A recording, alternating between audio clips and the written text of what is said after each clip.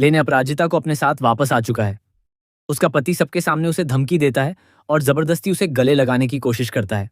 जी हाँ दोस्तों, सीरियल तुम देना साथ मेरा का आने वाला ट्विस्ट बेहद ही जबरदस्त और धमाकेदार होने वाला है, जहां इमोशंस, ड्रामा और सच्चाई का बड़ा टकराव देखने को मिलेगा।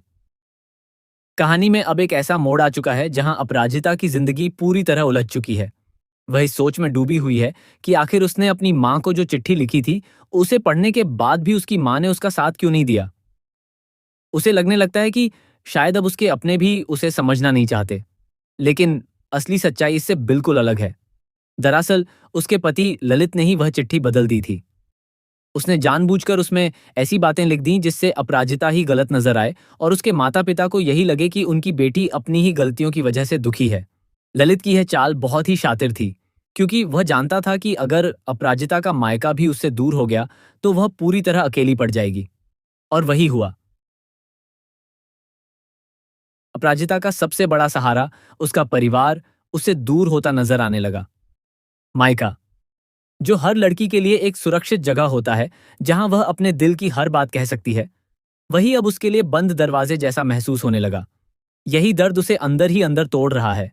दूसरी तरफ अपराजिता खुद को संभालने की कोशिश कर रही है। वह अपनी जिंदगी को नए सिरे से शुरू करना चाहती है, अपने पैरों पर खड़ा होना चाहती है और अपने सपनों को पूरा करना चाहती है। लेकिन उसकी राह इतनी आसान नहीं है, क्योंकि उसका अतीत बार बार उसके सामने आकर खड़ा हो जाता है।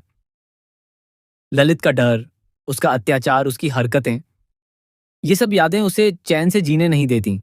इसी बीच कहानी में रक्षित की एंट्री होती है, जो अपराजिता के लिए एक नई उम्मीद बनकर सामने आता है। रक्षित न सिर्फ उसे समझता है, बल्कि उसके दर्द को भी महसूस करता है। वह उसके साथ खड़ा नजर आता है, उसे हिम्मत देता है और उसे यह एहसास कराता है कि वह अकेली नहीं है।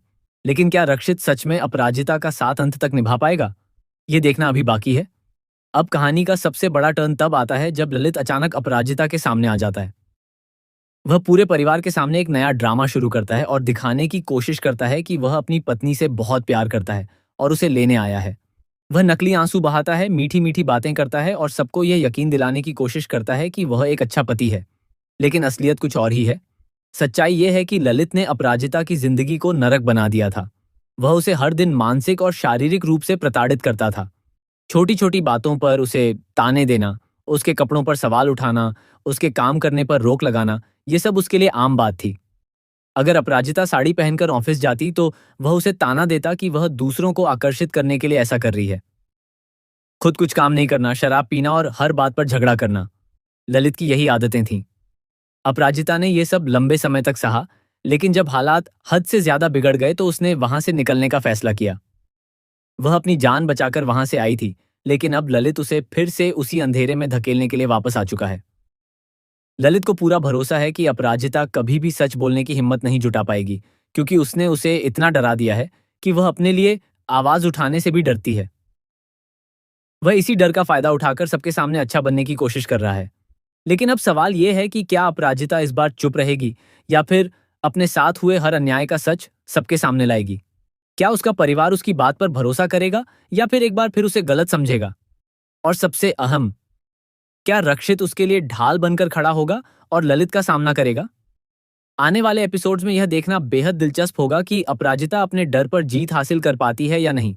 क्या वह अपनी जिंदगी की नई शुरुआत कर पाएगी या फिर एक बार फिर उसी दर्द में फंस जाएगी? आप क्या सोचते हैं? क्या अपराजिता को अब खुलकर सच बोल देना चाहिए? क्या रक्षित को उसके लिए आगे आकर लड़ना चाहिए? अपनी राय हमें जरूर बताएं।